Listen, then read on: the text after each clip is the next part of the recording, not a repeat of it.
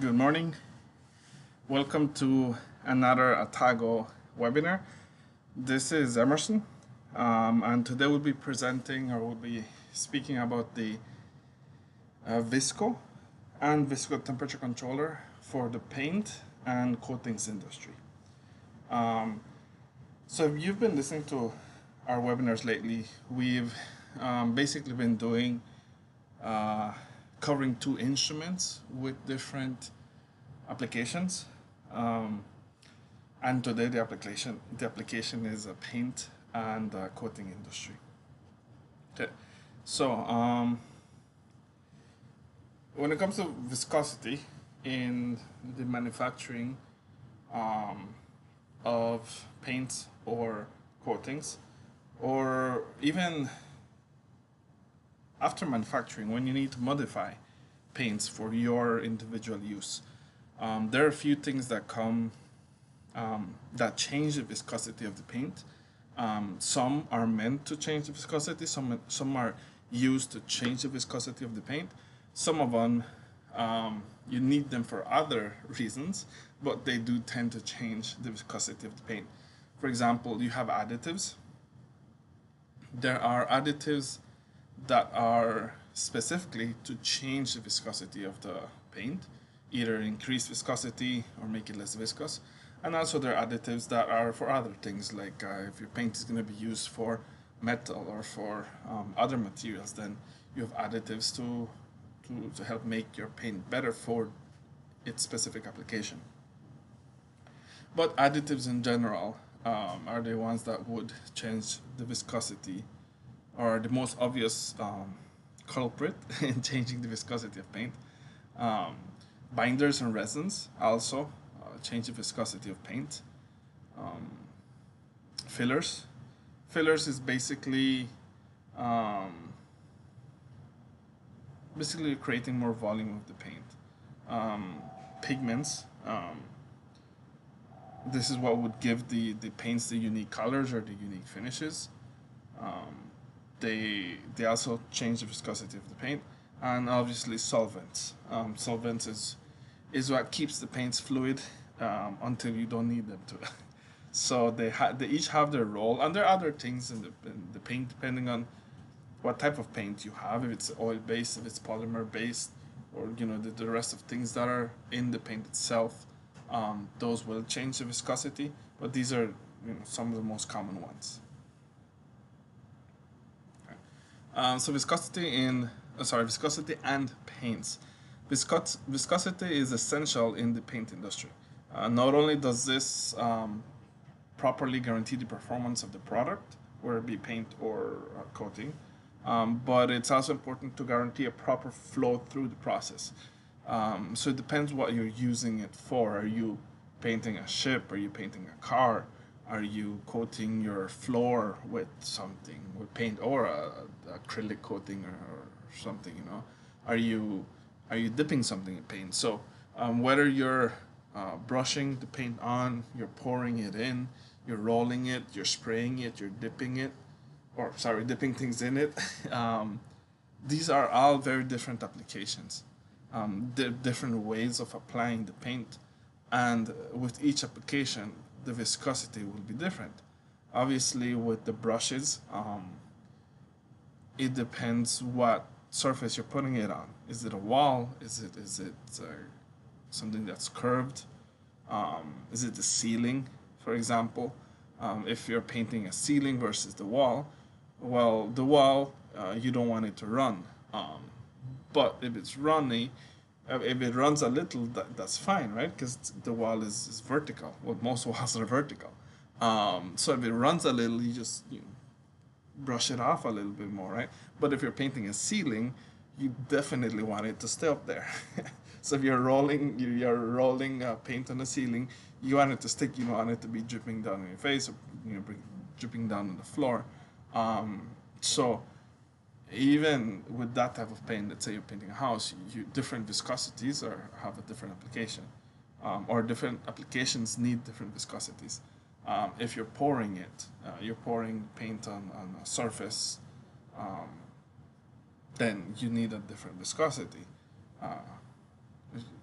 So each application needs its own viscosity. So controlling the viscosity of your paint is of your paint product is essential. Okay. Again, viscosity and coatings, or coatings and paints, either way.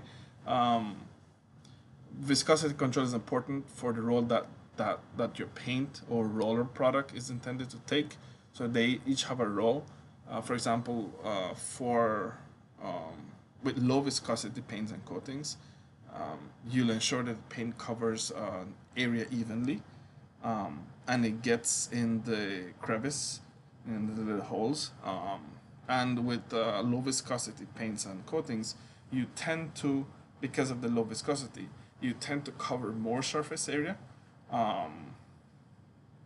with low viscosity versus high viscosity paints. You ensure that it mostly stays in place. So where you pour it, or where you roll it, or where you brush it, that's where it stays. Like the example before, if you're painting something that's above you, I use the example of a ceiling, but there's so many different applications that you're painting something above you and you don't want it to be dripping.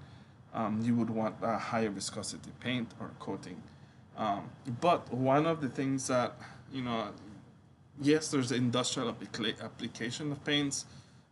There's the home use, or home, what would you call it? Yeah, I guess the home, the home projects use. You also have the paints that are more on the artistic side. So yes, you have different types of paints in the art industry, but that's why high viscosity or almost paste-like paints are important. For example, when you want to paint something that has a lot of different colors, but you want them to be together, all the colors together, but not mixed with each other.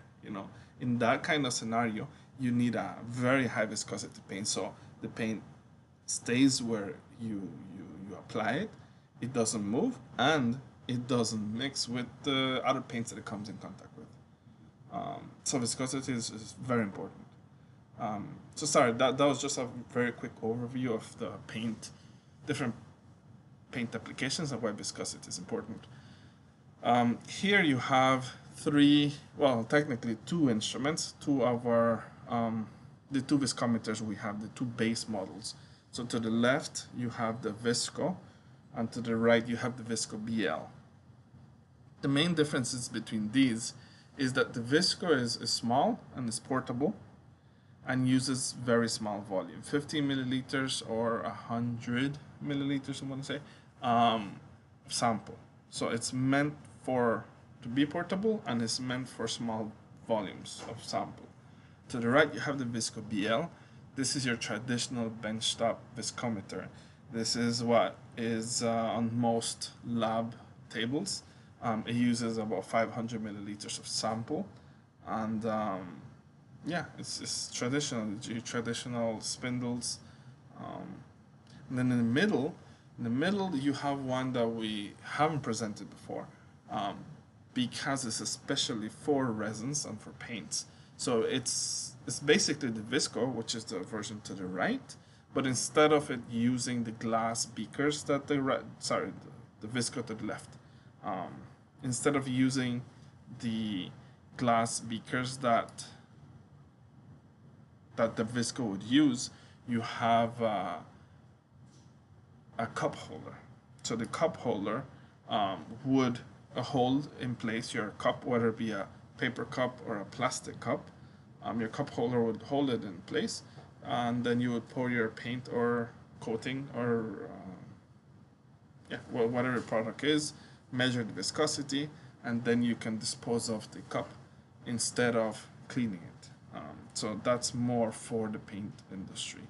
And then we have the temperature controller, which is the main unit that we want to introduce. For some paints and resins, you have to measure them at specific temperatures. Maybe you want to measure it at the temperature it should be applied, at the temperature it should be start to cure, or you want to see the reaction of the paint at different temperatures, then you have the temperature controller. The temperature controller controls the temperature of a sample from 5 Celsius to 90 Celsius.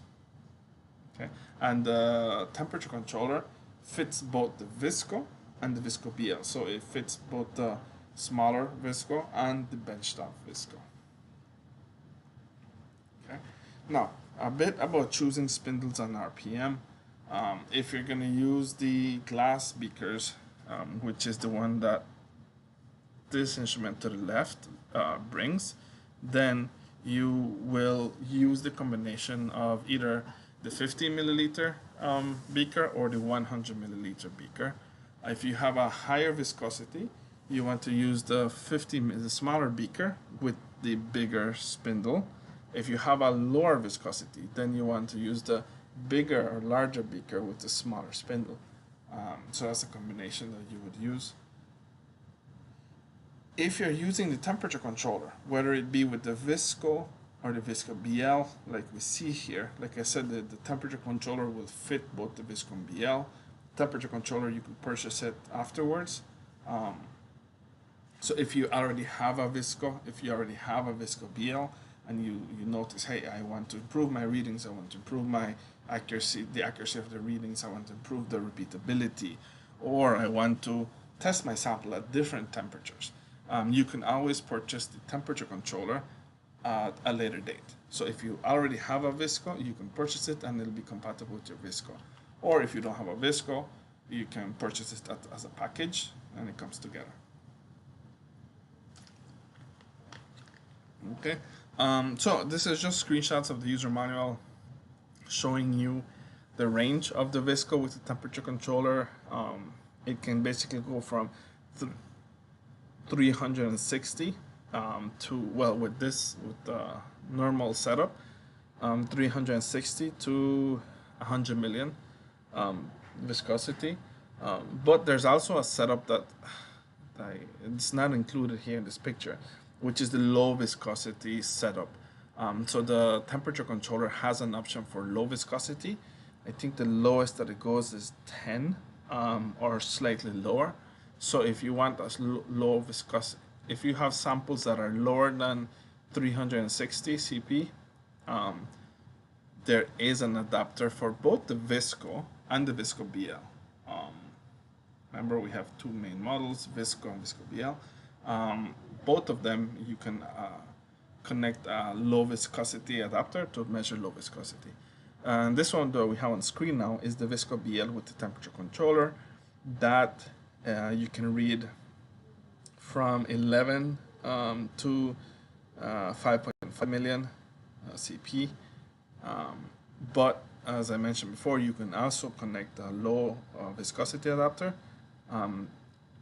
measure even lower than 11. Okay, and now to the video. So we're gonna watch a video. It's the VISCO. I'm sorry for the different. Yeah, it's a video of the VISCO with the temperature controller. But also the first section of the video is the VISCO with the cup adapter, which is what I mentioned here, the middle one. So the first part of the video is the cup adapter, disposable cups, and then the second part is the VISCO with the temperature controller. The video does not include the VISCO BL, but it is available. We have a video on that. It's just not in this presentation. If you want to see that, please contact us. Okay. So where were we? Yes, right. Video. So here we have VISCO for the paint and coatings industry. Okay. By the way, this backdrop that you have there, it's actually the view, or one of the views of the city. This is the back view. It's Tokyo and the Tokyo Bay. The other side of the building, we have the Tokyo Tower. So if you're ever in Tokyo and you want to come visit, let us know. Okay, sorry about that deviation, distraction.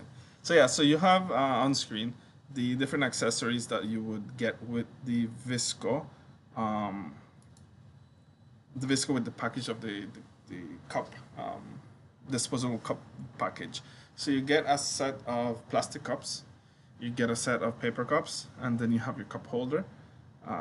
In the video, you also have the VISCO base, sorry, and the VISCO itself.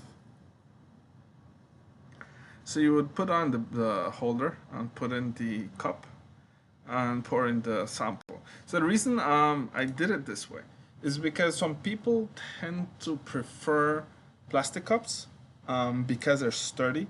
They can put paint in it and leave it there for a bit. Some people want to be a bit more environmentally conscious and use the paper cups.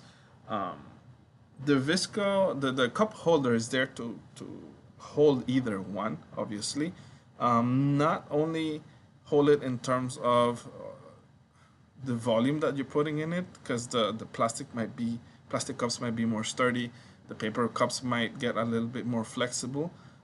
So it's there to hold the paper cups, but it's also there to hold the plastic cups, because once you start rotating or the spindle starts rotating, depending on the weight of the paint, the container might start spinning just a little.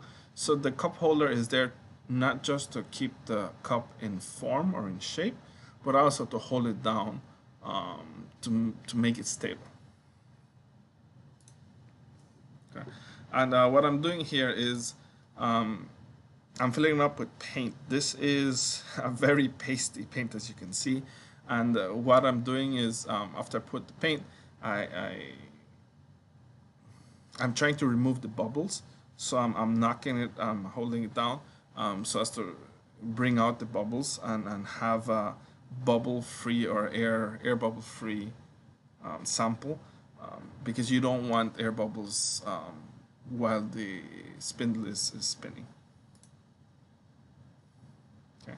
And I had already tested this paint, so I knew how much volume I need to put, because as we're going to see later in the video, we have to level off the paint at the middle guide of the spindle. But here, I'm not too careful with that, because I already know at what level I'm supposed to put the paint, so that it falls right between the two guides here, as you can see on screen.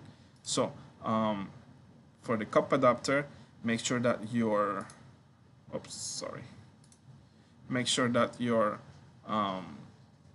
paint is there at the middle guide, middle line. Okay. And for this feature, so the VISCO has different features. You have just a straight reading, which you turn it on and start spinning, the spindle starts spinning, and it'll read indefinitely until you stop it. It's good to, if you want to study the curves, how viscosity changes with time. But there's also two different features, or three different features. One feature is called, I'm not covering it here in the video, sorry, I'm just mentioning it. There's three different stop features. One stop feature is when you can program your maximum or desired viscosity, so it measures until it gets to the viscosity and then it stops. This is good for when you know that you have an expected viscosity, so you can program in, start spinning, leave it, and then it stops when it gets there. There's also the one that I'm programming right now, which is the auto stop. This is a this is a timed auto stop, so you can time the minutes and seconds, hours, minutes, and seconds on it, so that it stops at a specific time. So it reads and then it stops. In this example, I'm doing 30 seconds. So I'm programming it to run for 30 seconds and then stop. Then you have another one, another stop feature. We'll cover that in another video, but if you want to learn more about the different stop features, you can email us and we'll send you material and videos.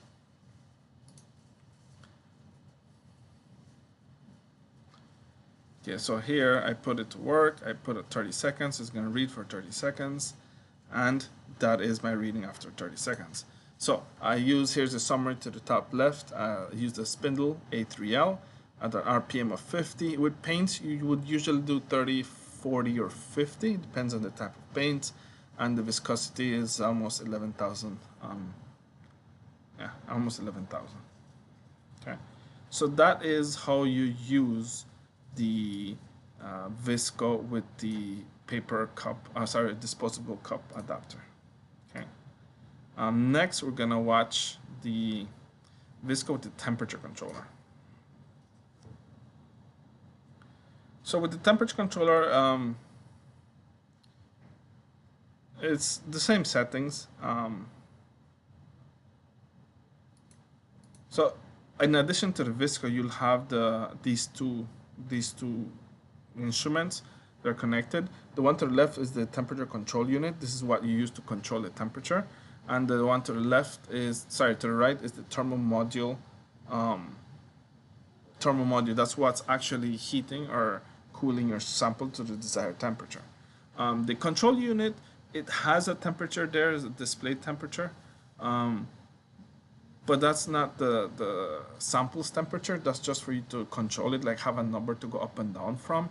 If you want to know your sample's temperature, then you should look at the VISCO that has actually a temperature sensor in the sample, and then that will be your sample's temperature. If you want to know more about this, like a full video manual on the temperature controller, we have one. Please contact us and we will send it to you. This one is just a very quick, we're not covering the temperature controller fully. We're just introducing it as an option for the paint industry. So it's very quick. Okay. Here I'm trying to highlight that there's three guidelines. Each is for a different spindle, so it depends on which spindle you will use. So in our case, we're going to use the A3 spindle. So we're gonna fill the sample. It's not on the video, it doesn't show it, but we fill the sample up to the second line, and that's where that's the volume that we need for that spindle. Okay, so this is one of the adapters that we put in, and then we're gonna put in that container which already has the sample in it to the middle line, as I showed you. And then we're going to set the target temperature to 25. Well, the one is already set to 25. Then we're going to take the measurement. Or we're going to do the auto stop. So remember earlier I said there's three different stops. One is the viscosity stop. It stops at the viscosity you program it. Then there's the time stop, which is the one I'm using. The other one, you can see it on the display right now, it's a torque stop. So if you want it to stop measuring when it reaches a certain torque, that's an option as well. So here we're doing 30 seconds again. So here you see hours, minutes, seconds, 30 seconds. Yeah, something that I'm also not showing in this video that is in the other video manuals, that before you start using the instrument, you should level it off. Make sure it's flat. Okay, and here I'm showing that it's a setting of A3S, S because we're using the small beaker, an RPM of 50. Okay, and it's gonna read for 30 seconds. And then the viscosity for this paint, which is a little different, is 10,000, almost 10,400 CP. Okay, and that's it for the presentation. If you have any questions, please feel free to contact us at overseas@atago.net. Thank you for watching. We hope you join us soon again in the future. Bye.